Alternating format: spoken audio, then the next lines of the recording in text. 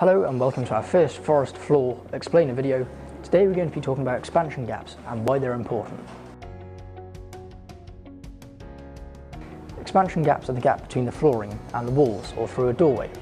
As wood is a natural product, it's very important to have a gap to allow the wood to expand into.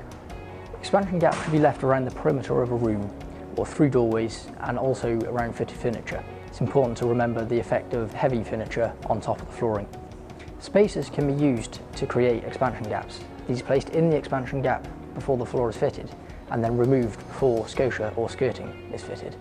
The recommended expansion gaps for laminate flooring is 8mm. For wood or bamboo, this is a minimum of 10 to 15mm. If the flooring exceeds 8 meters in width, it's recommended for a 2mm gap to be left per meter thereafter. This is if it exceeds 5 meters for solid wood. Trims can be used to conceal the expansion gaps through a doorway, or scotia or skirting can be used around the perimeter of the room. When skirting boards are fitted, they should be fitted to the wall, not the floor, as this may hinder the expansion or contraction. That's it for our first forest to floor woodpecker explainer video. If you've got any questions, drop us an email or give us a call.